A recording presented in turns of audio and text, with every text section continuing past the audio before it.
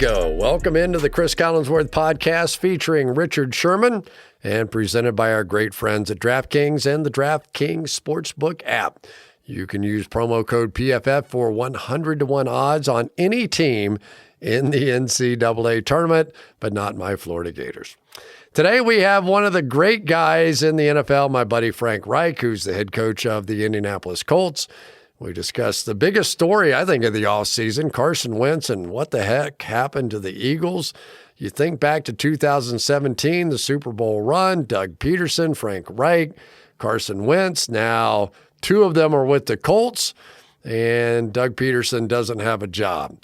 We also are going to spend a little time with Richard Sherman and figuring out exactly why he doesn't have a contract.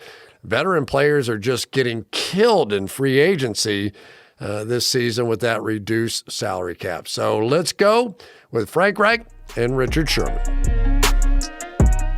All right, well, here we go with the Chris Collinsworth podcast and co-hosted by, starring Richard Sherman.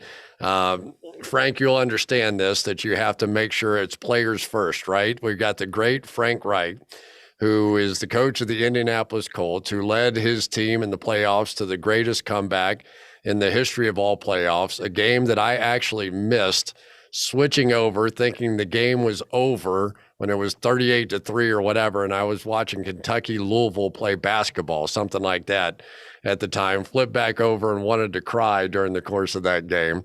But the great Frank Reich, Richard, how about that? We come up with a superstar. Right. I don't know how you guys got him, but you got him, and I appreciate it. Frank, how you doing? Chris, doing great. It's great to be with you, Richard, as well. Glad to be facing you like this and not be having to coach against you, looking at you across the field. So on more friendly terms, we certainly appreciate that. No, I appreciate it, man. You coach, you got my boy Defo over there, and he's a monster. Oh yeah, he is a monster. Playing outstanding. I mean, he was perfect. He was a perfect fit for it. You guys already had the rushers, and now he's just destruction in the middle. It's cool to watch. Yeah, he really is, and perfect fit. Obviously, as you said, Richard, just a great player, very disruptive, but also a perfect fit for us culturally.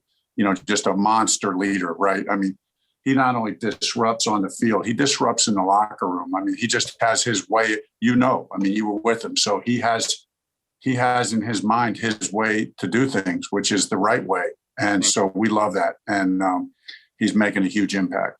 Well, should we explain that Defo is DeForest Buckner? You know, we got to slow things down a little bit. Richard's got a nickname for everything in the world, and nobody knows what he's talking about when we do it. He's my superstar broadcaster in training right now, Frank. This is the next it factor right here. And he's also the next it factor when it comes to being a general manager. Which, I don't know, if somebody doesn't sign him pretty soon, maybe he's going to be one step closer. I have no idea. First of all, can I just get that off the table, Frank? Can I just ask Richard what's going on and how come we haven't had a big explosive announcement, and how come the Colts haven't been willing to put you right on the front lines? And all the things I need to know right off the bat. Just rude. I don't know. Apparently 33 is the cutoff age for playing corner in the league. So I'm just patiently waiting, staying in shape, working out. That's all I can do. I can't force, put a gun to anybody's head and force them to sign. But, that's all you can do is wait through the process and hope the tape speaks eventually. And I don't know, Frank, he'd look real good right next to Xavier Rhodes. I'm just throwing something out there, Well, I'll tell you what, I mean, I know going up against this guy for the number of times that I've had to coach against him, I mean, there's none better. Just his skill, his cover skills, the ball skills, right, which are legendary. Everybody knows about that. But what I appreciate as a former quarterback and a guy who still looks at it through that lens is, you just go up against some corners that just understand it. They understand everything about the game. They understand what offenses are trying to do, why they're trying to do it, who they're trying to do it with. Those are the guys that scare you. Those are the guys that are quarterback. When you look over there, guys like Richard Sherman, you just say, that guy gets it. He knows every aspect of what's going on. And obviously a great career so far, and hopefully more years ahead. I appreciate that. I really do, Coach. It means a lot to me. I just try to do things the right way. I try to play hard, study hard, trust the instincts, trust the things you've seen on tape, and stay poised in the moment. Xavier Rhodes, we just brought him up. He did great last year. After people, kind of wrote him off, he came in out there and really played really on par with how he's played most of his career. What did you see different about him coming in last year than the years before? Yeah, you're right, Richard. And, he obviously is a little bit in your mold, in my opinion. He's long and really smart. He gets it. He plays with what we talk about, Cris, with low RPMs, meaning it just comes easy. He sees it easy. He recognizes it easy. And, that's the way Xavier plays. And, we were able to get him, Richard, because, Jonathan Gannon had been with him in Minnesota. And then Jonathan was our corner coach here. So he was able to kind of recruit him and made him a natural fit because we had a relationship intact there, his former former coach here. So it was a natural fit. And Xavier came in and did a really good job for us. As you know, Cris, shoot, the PFF grade was off the charts good for a guy making that transition at this stage in his career. Was very productive, made big plays, but also made the every down plays that you need a corner to make. Yeah, you did. And you guys did a great job. Obviously championship football is defense and run game and play well on special teams. And obviously you had Phillip at the helm last year, but you still had an outstanding run game. You got an outstanding defense. And in the middle of that defense, you had Leonard. And can you tell me more about him and his impact and how crazy great he is of a find? Yeah. And how perfect he is for that scheme and for that culture and environment and everything? Yeah, Darius Leonard is just he's a maniac, right? The Maniac Foundation, which he just started. When you get to anybody who gets to know Darius, you say to yourself, when you're around him for 24 hours, you say, "There's no way this guy can bring this much juice all the time," but he does. It's just authentically who he is. He just oozes juice. He's always emotional. He's always out front. He's always got high energy. And he walks with a lot of confidence, man. He knows he's a beast, and he's got a lot of confidence in himself.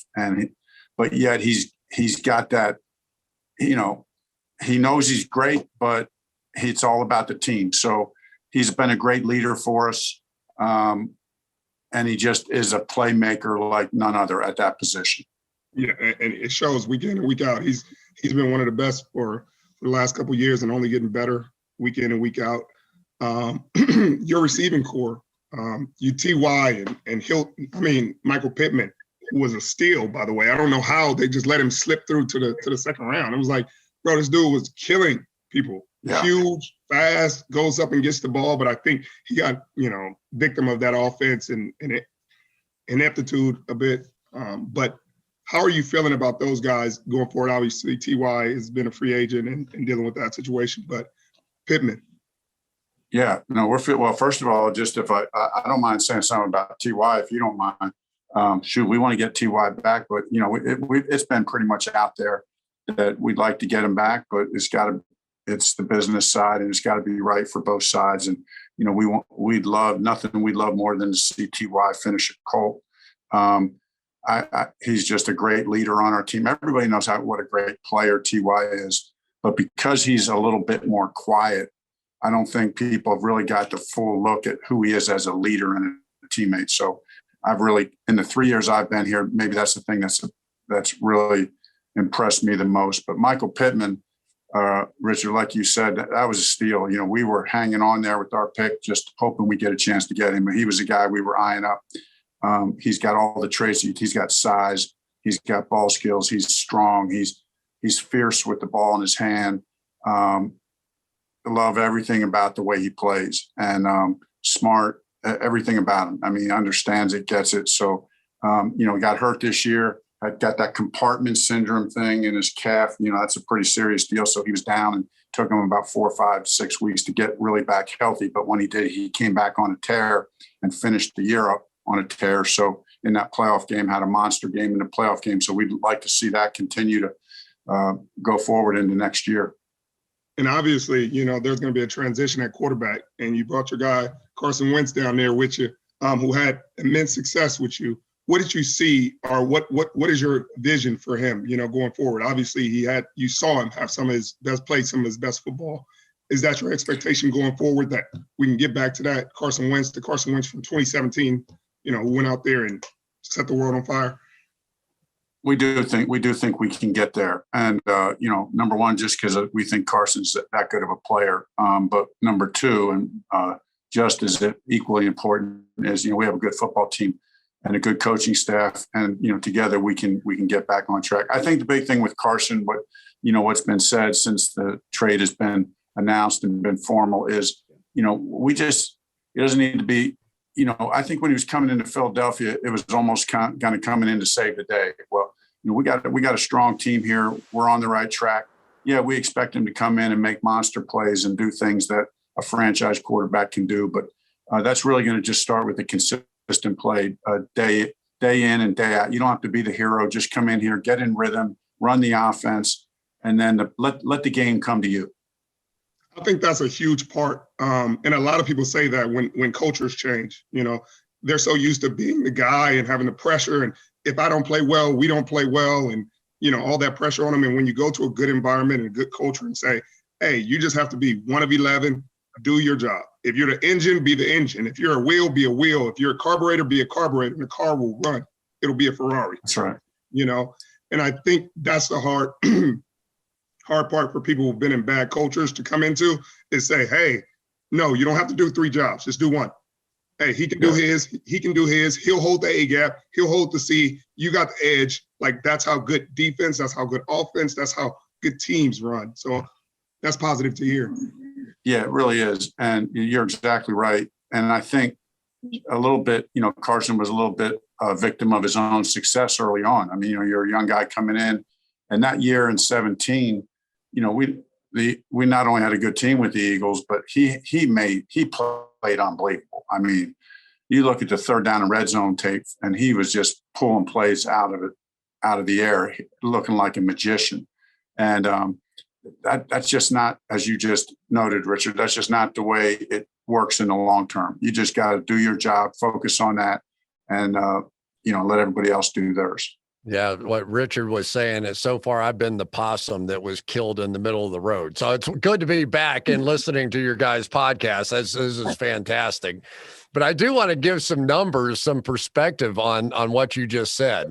That in 2017, he had an 85 grade for us, which is great, but 92 on third down and not a single turnover-worthy throw the entire season, which, as our guys will tell you, is unsustainable. There is no way that you can do that.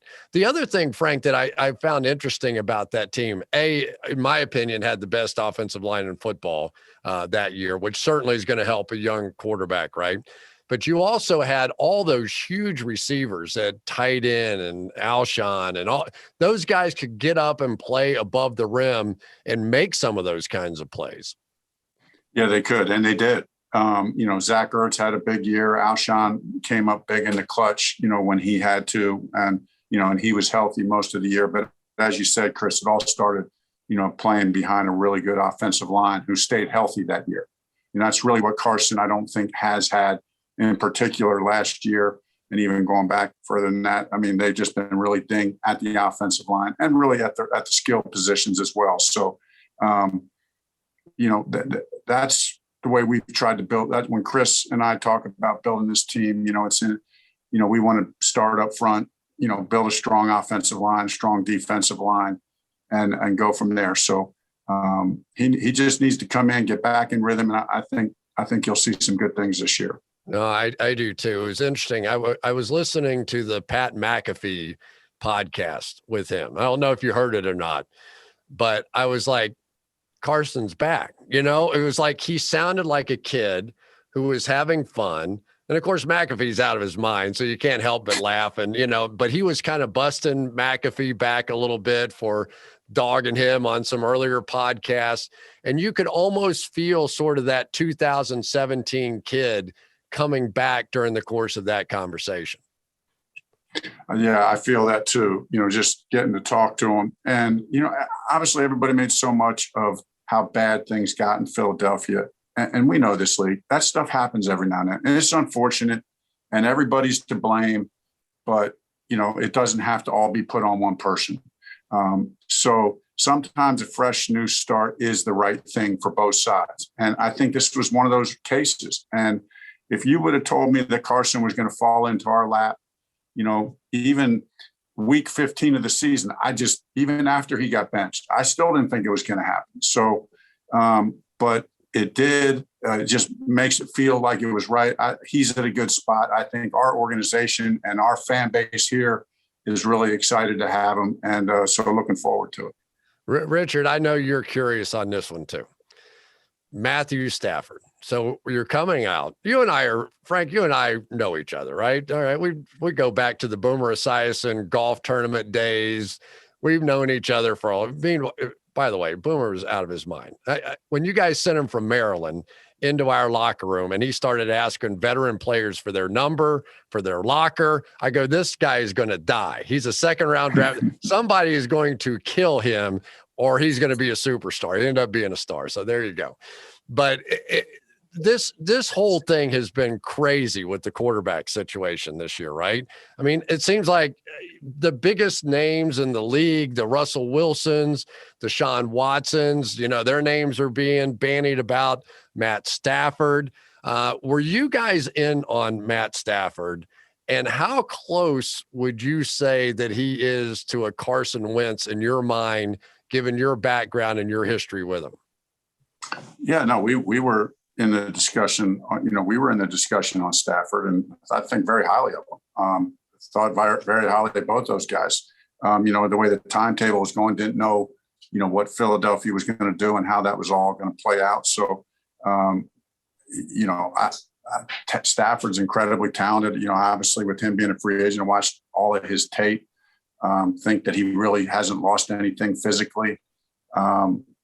He does everything you need the franchise quarterback to do. I think he's going to blow it up out there in LA. I mean, I really do. I think he's going to do a great job. Obviously, they did what they had to do to go get him. McVay and those guys did what they had to do to go get him. So I think that's going to be a great move for the league and certainly a great move for Stafford. Yeah, Richard, I don't know how you felt about that one, but I was looking at that and I was thinking the Rams may be thinking that Stafford just brain power. And I'm not saying Goff is stupid, but just the veteran experience of a guy like Stafford to run their offense and not have to be in his ear at the 15-second clock and, all that kind of stuff. What was your first takeaway when you saw the Stafford deal out there? I thought he opens I think he opens their offense up. Obviously they just went and got D-Jack, who's going to be crazy out there.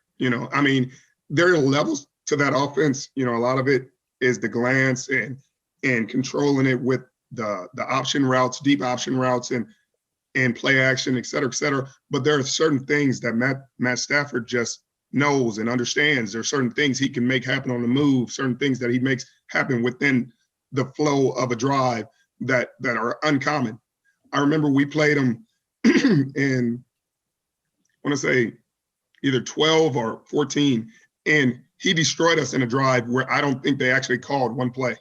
He just walked the ball down the field, hurried him up, said, hey, run all goes, check the running back down, give it to him, run up, quick, outside zone right, get back up to the line. They got to the one. He said, hey, everybody, hut, ball over the end zone, touchdown, game. And it was like, whoa, what just happened? Like we couldn't stop him. We couldn't line up fast enough. We couldn't call a play. And he knew he had us on our heels. And he didn't need the coach to say anything. He didn't need the coach to come in and say, hey, do this. Let's get up. He knew he had us on our heels, and he just pushed us until it was over.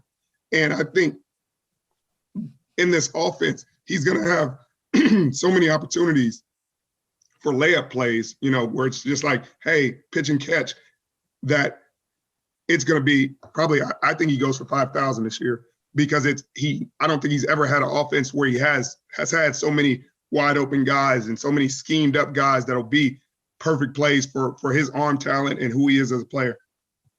I just don't know if you could truly be a GM or not, because really you're losing your voice. You're your own agent for 2 weeks, and you've been talking so much to so many different teams. You can't even talk on the podcast anymore. What's the matter with you? I've never seen you like this.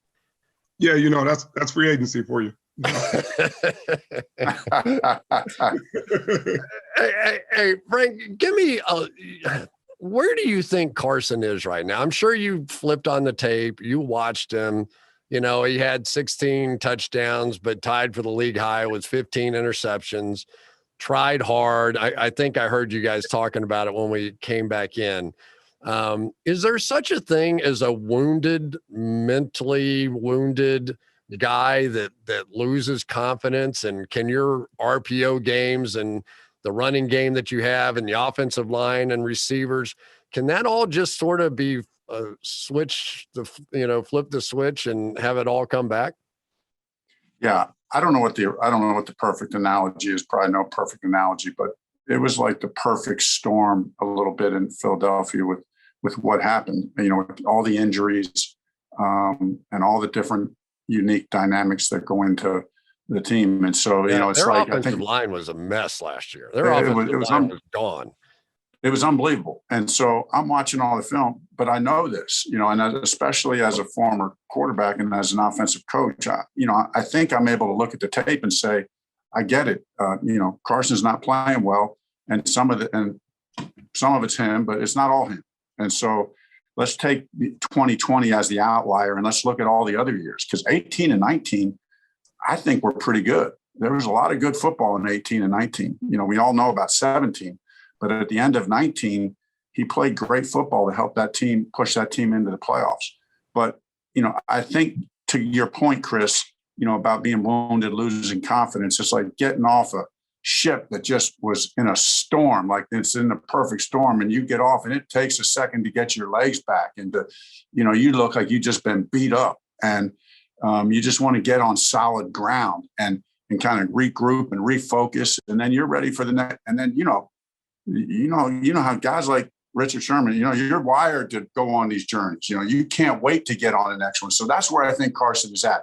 Did he get beat up mentally, physically, the whole thing by the end of the year? No doubt. I mean, of course, but the guy's a competitor. I mean, I know this as well as anybody. I mean, he's ready to go on the next trip. And we're excited to have him. We're excited to have him on our boat just to carry that all the way through. You guys are similar guys, and it's sort of interesting. I heard you talking a little about Andrew Luck as well, which I would love to hear the story someday of how many different ways you tried to beg him to come back before you got into this free agency market. But I won't do that to you here publicly. But I just look at that situation and the fact that you're gone, Carson's gone, and Doug Peterson got fired from the Philadelphia Eagles. This is just barely removed from the team that won the Super Bowl. They built the statue. It's almost inconceivable. Like, you could see, okay, you go on to be a head coach. That's a normal step. Doug is, fired, but the quarterback stays.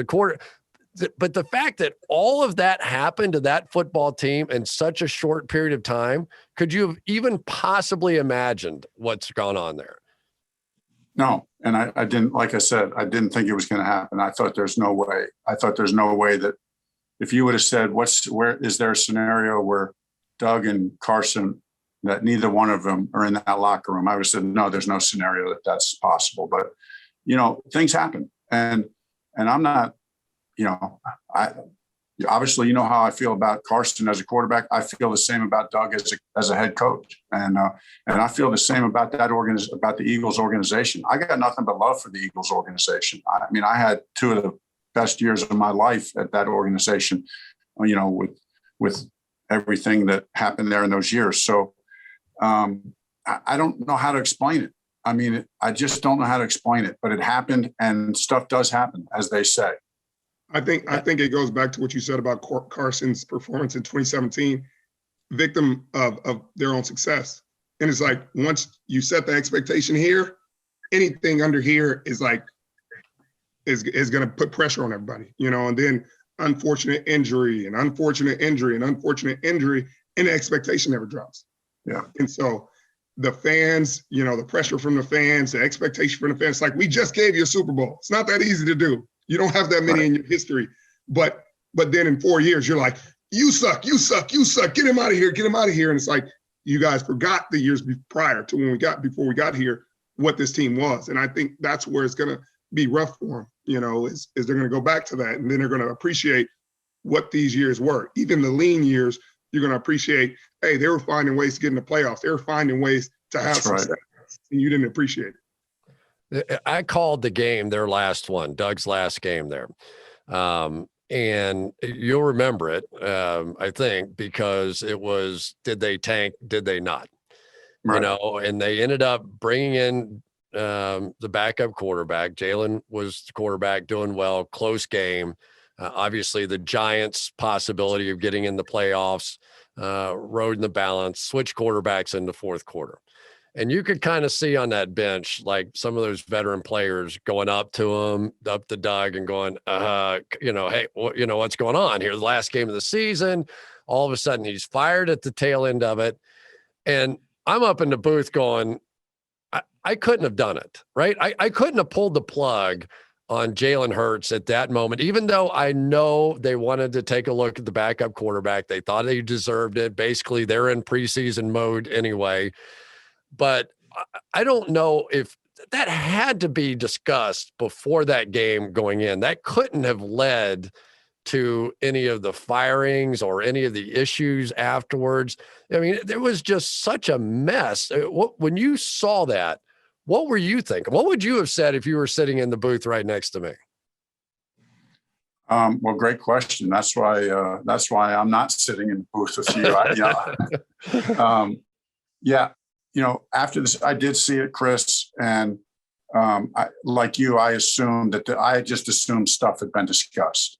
I assumed that this scenario had been discussed, and then after the game and the way everything came down and the fallout from it, to be honest, at that point, I wasn't paying attention anymore because I really it didn't affect me. I was more. We were already kind of shifting gears, and I didn't have to. I was thankful I didn't have to answer those questions.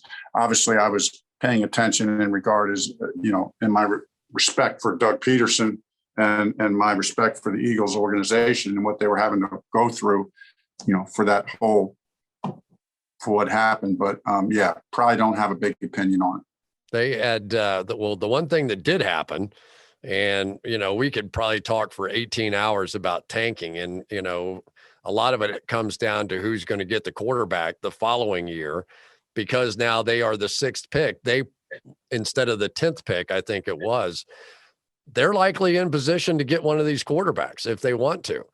And I've always struggled a little bit with the idea that you could benefit by losing in the National Football League. I hate that concept, whether it's a lottery in the NBA or whatever. Your thoughts on the annual discussion now about tanking in the NFL, because the quarterbacks are such an important position? Yeah, I do have an opinion on that, because I agree 100% with you. I can honestly say I've never, and I was here on the team.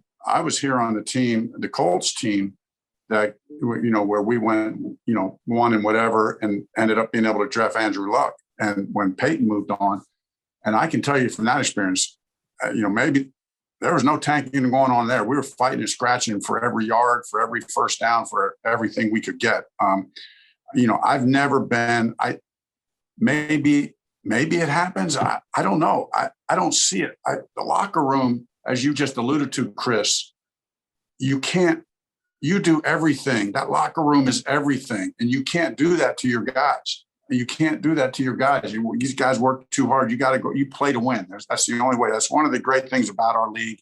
I think that's the way our players are wired. I think that's the way our coaches are wired. So I don't know where that goes in the future. I know there was a lot of discussion around it from this scenario, but it's hard for me to even swallow that or imagine that could happen. I don't know how Richard feels about it, but that's just the way I feel about it. Yeah, I think it's too much of a man's sport. I don't think guys sacrifice too much physically, mentally, emotionally, especially this year, to say, hey, we're going to go out there and lose. You know, you put too much into it. You know, you put too much of your body, like you're hurting. You're like, I'm physically putting myself at risk to lose. Like to say, hey, nah, you guys got it. You guys got it today. Like there's no way guys are going out there like that. And so I can't imagine that being a strategy that somebody can employ. You can't, not with those guys. Cause like Coach said, I mean, you lose the locker room in a second. You know, Frank, the other thing that's really interesting for me this year is we're seeing some out of character moves, right? Let's start with the New England Patriots. The Patriots never spent a nickel in free agency, you know, and all of a sudden, and I've got a million theories on this, but they're spending like crazy now. You know, they had one of those years, Tom Brady left, Tom Brady wins the Super Bowl in Tampa. You know, it has to, you know, sting in New England. They go out and they sign a lot of free agents. In a short cap year, $182 million, we're seeing veterans. I'm looking at one right now, and Richard Sherman, who in any ordinary year is probably out there in a bidding war for his services. But because the cap is so short this year, everybody's looking for younger, everybody's looking for discounts, you know, the whole thing. Your take on free agency, and maybe in particular what you've seen out of the Patriots so far. I think it's fascinating to see what the Patriots have done, and you know, a credit to Coach Belichick. And you know, I mean, obviously, we'll see as the season plays out. You know, if it all benefits them. But you know, I like it when you can't put a coach or a player in a box. You know what I mean? You got to be willing. You know, part of Coach Belichick's success is, you know, he's adapted. Well, he had Tom Brady for 20 years, and maybe he didn't, but he still was adapting within having Tom Brady as his quarterback. He built a team. He knew he had that quarterback for 20 years, and he adapted and built the right kind of team. And, you know, now Brady's gone, and so he's taken the next step. So I'm sure he put his team in position to be able to be aggressive in the market and make the moves that they did. You know, they're measured. You know, with him, it's nothing reckless. You got to believe that. So time will tell if it, you know, proves into the wins that they want. But I certainly respect his adaptability. Yeah, Richard will know as much as more than I do about this, but you see them go out and sign those two tight ends. And forever, they were one of the great two tight end teams, right? Basically, you on defense chose what they did. You know, you go out there with a small lineup, they're going to move those tight ends in and run the football on you. You come in with a big lineup, they're going to flex those two tight ends out, and they're going to play spread against you and throw the ball around. Richard, what were you thinking when you saw the move with the two tight ends? Well, I'm sure someone was happy to see one of those tight ends get out of his division, which was awesome. But I think I thought back to when we played him in 2012, and they had Hernandez and Gronk, and they ran goal line. And goal line, we had to run our corners off. So we ran all safeties on, and we knew what they were going to do. We knew they were going to just get us in goal line, spread them out, and fade ball. But we couldn't leave your corners in because we couldn't fit the gaps. And as soon as they did it, as soon as we ran the corners off, split Hernandez out, fade ball, corner pocket, touchdown, easy money. He opened the vault and did his little celebration, and that was how they dictated personnel all the time. And from that day forward, we literally, I mean, all the way till the Super Bowl in 2014, we had to practice for that. We had to practice for them splitting out Gronk wide. And honestly, that's how Cam Chancellor got hurt towards MCL the Saturday before the Super Bowl, is because they tried to all of a sudden make stuff up the day before the Super Bowl and sprint a buzzer out under the slant, you know, when Cam is one-on-one on a fade ball, and the buzzer ran through Cam's knee. And, you know, long story short, that's, you know, underground story. But yeah, it's going to make a huge difference in his ability to play running back or tight end or move around the field and take fly sweeps, et cetera, makes them really difficult to defend. And Frank, I've got to ask, what do you think happens now? I mean, we've seen in your team, and Chris Ballard obviously is a great one at this. It's slow playing free agency. You wait around, the prices are going to come down, in particular at certain positions. We didn't see all the fast movement at wide receiver or corner this year that we thought. Some of the pass rushers went off the board a little bit sooner. But how different is this going to be now moving forward for this free agency class? Because there's some players left out there that haven't been signed. Yeah, well, there's no doubt. I mean, it's a culture shock for all of us, right? I mean, for all of us, the cap number being as low as it is, where you're used to a steady increase, almost like the stock market just bam, and you're feeling the reverberations of that. So, I feel extremely confident as an organization having Cris at the helm, managing all that. And, we had a lot of conversations going in, just talking about exactly what you just said, Cris, that we just got to be patient. We're going to take some calculated shots when they present themselves. But, other than that, we're going to be patient and then try to get the right players that fit. Because like Richard was just saying, with the personnel matchups, I mean, this is a player's game. And it really, you got these great systems and, we try to scheme and we do our part. We always tell our coaches here, hey, coaching is like 10% of it, 20% of it, but the players are what really make this league go. So in order to do that, you got to create the right matchup. So that's about finding the right guys who create the difficult matchups, offensively speaking, for defenses. How can I put a seed of doubt in Richard Sherman's mind is when he lines up? What can we do to get that defense to say, oh, well, hold on a second, or to put them in an uncomfortable position? And it all comes down to using the ability of the players. So that's what free agency is really about. It's finding those pieces that complement what you're already doing, because you're playing in your mind, hey, we can put this personnel group into this formation, this shift, to try to put a little seed of doubt in the defense's mind to give us a little bit of a competitive advantage. And your team specifically now, you signed Sam Tevi, right, to play tackle for you, coming over from the Chargers. He's durable. He's going to be there. You had a lot of injury issues. You lose Costanzo. That's a major loss. He's been one of the top pass blocking tackles in this league for a long time. There are other guys out there, Alejandro Villanueva, Eric Fisher, Mitchell Schwartz. There are guys that you're going, man, how are these guys sitting out there as long as they possibly are in this scenario? I just wonder, do you have interest in some of those other guys? Are you finished now at the tackle position? Or are you still now beginning to open up that the wallet a little bit? Well, no, I think the easy answer is we're never finished. We're never finished making the team better.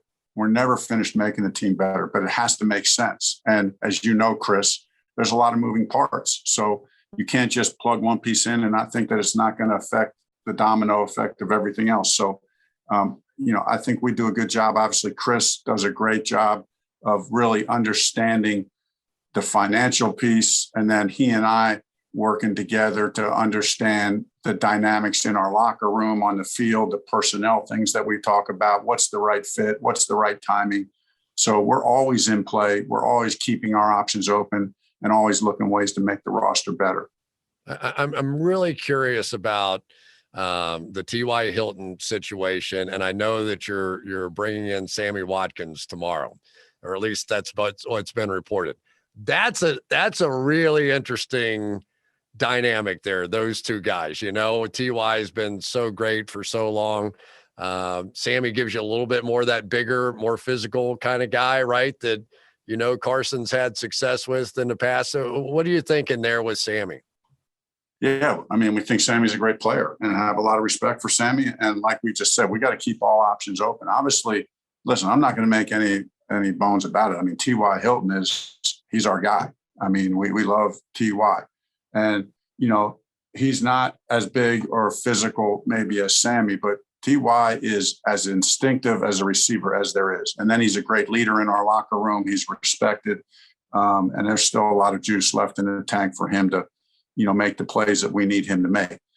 Is he going to be the same player he was when he was in his prime? No, but he doesn't have to be. He can still come in and, Pittman, like Richard was alluding to earlier, Pittman's on. He's on to come now. I mean, that guy's on to come. He's going to develop into a big time receiver. If it works out that we get T.Y. back, then, Ty is still going to be a big factor in what we do, but it doesn't always happen. So, Sammy Watkins is a piece of the puzzle that we have to look at. I know Sammy's got other options as well, but he's got the speed, he's got size, he's a playmaker. So it would be foolish of us not to bring Sammy in, to keep everything in place as we look at how to continue to make our team better. Well, as Richard considers coming to the Colts, he's considering you now. I know you've got a big multi-million-dollar offer out there. He's considering it right now. That's right. But he's only interested in the pass rushers if, in fact, he's going to come. And so I need to know a little bit more about, Danico Autry now with the Titans, Justin Houston, 8 sacks a year ago. I don't think he's signed anywhere or done anything as of yet. Isaac Rochelle comes over from the Chargers, but you're ranked 25th in pass rush anyway, off the edge last year. So what are you thinking there? I know there's some great athletes in this draft class as well with those edge rushers, but kind of unproven guys. Well, yeah. I mean, and as you said, Chris, Richard certainly knows the value of those kind of players. And, we lost Danico to the Titans and loved Danico and had a great year for us. And it was unfortunate that we lost him, but, it happens. So, but again, keep everything in play. Justin Houston's had 2 good years for us. And on top of that, just a team captain and really a strong force in the locker room. So, and still productive. Again, these are the deals though that are going to have to make sense and have to be the right timing, all those things have to be in play. And then, always looking in the draft, everybody's looking in the draft. I mean, you got to keep all your options open there. So I just feel like, our mentality is, Chris, that we got to get 8 starters. Sure, you want superstar defensive ends. Everybody wants a superstar defensive end. There's just not enough of them to go around. So if you're not going to get one of those superstars, then who's the right guys for your team? And that's what we're in the process of working through. Well, you better get a great corner then. Well, I agree. How important is it, the experience those guys got in that playoff game? That's what people, I think, don't understand about championship culture is a lot of times it comes before you ever win a championship. It comes from a loss or some terrible something happening that brings the team together, that gives guys the experience, that says, hey, we can get over the hump. We have enough to be where we need to be. And guys like Michael Pittman having a big time playoff game, that's going to make a huge difference and pay dividends long down the line, because he showed that, hey, the bigger the stage, the bigger you can show up. Like, it doesn't matter if it's regular season or playoffs, like you can go out there and you can take over a game. And I think defensively, you guys saw the same thing. Do you think that experience is going to take you guys to the next level and really push guys to say, hey, we got enough? Yeah, well, no, you're exactly right. And I know you're speaking from experience there, and you've personally seen that happen. And so have I. And I believe that's what's happening here in Indy. I really do. I really believe that's what's happening. And as Richard just said, not only from last year, but in the last couple of years, that every year I feel like in other ways, it's just another building block to the foundation of what it's going to take to catapult this team to get to the next level and win a world championship. I just remember walking off that field last year, going back to DeForest Buckner. And like, we just all knew in our minds, even though we were the underdogs and we were the low seed, like there was nothing less than a world championship that was going to satisfy how we felt. That's just, we believed we had the team to win a world championship last year. And when it didn't happen, it was disgust. But it was the right kind of disgust. And it was already, I still remember DeForest just so distinctly, like, I can't wait to start this again. I can't wait to start this again. This is going to make us better. Because Richard's exactly right, Chris. I mean, you've been around this game a long time, that you build and you build and you build. And then, and you got to learn through these losses, and you got to be motivated through these losses. And then you got to put yourself in position, and then you got to be ready to seize that moment when it comes, because there's no guarantee it comes every year. Because it puts a fire in you that nothing can put out but a championship. That's right. And that's what's really cool about it. And it's cool about that pain, because you never forget it. It's like every workout, you're like, bang, I remember the pain. Like every training session, it's a great reminder. Even when you're having great success throughout the season, it's like, that's not championship. Like, we got more to do.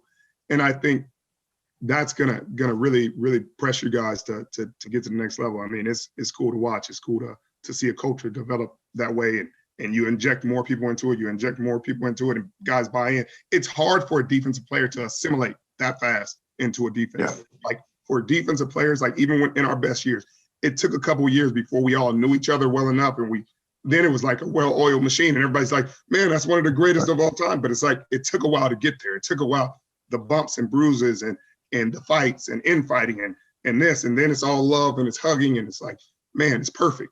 But it's cool to see a team work through that process. And obviously Defoe coming in his first year and being able to have that impact is only going to make it better and make everything closer. And the second year is going to be even crazier. Yeah, just one Russell Wilson interception, and then all that went away. No, I'm just kidding. I'm just kidding. It's just a joke. It's just a joke. I'm done. Frank, one last question. I want to ask you that.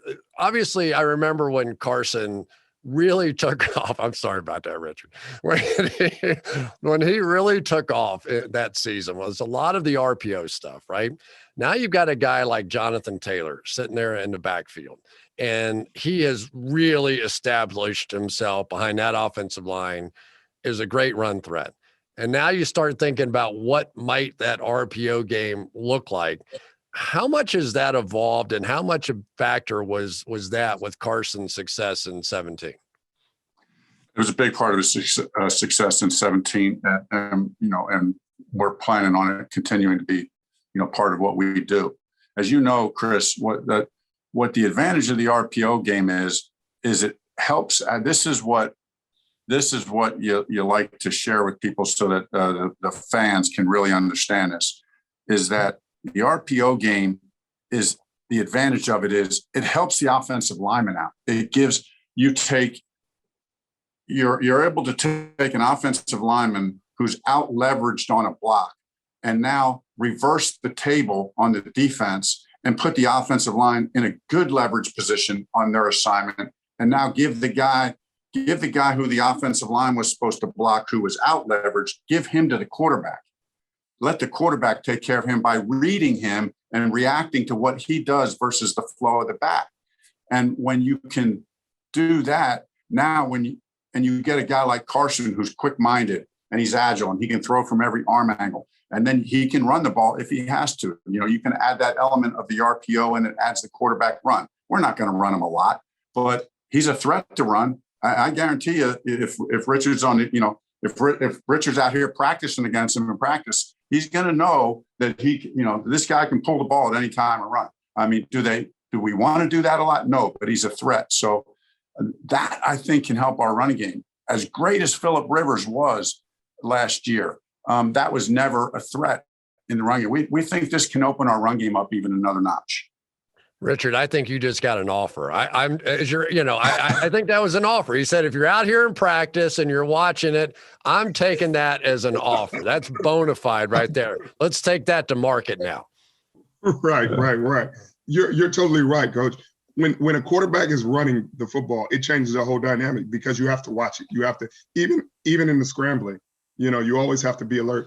I saw C.J. Beathard in the game our team played last year with San Francisco take off for, I think it was like 40, 45 yards because nobody in the world, nobody in the stadium ever expected him to keep the ball and take off. And when you add that element, it changed the running game the rest of the game because every time he play action, every time he acted like he pulled it, one guy, two guys, three guys sometimes would go because it's like, now it's believable.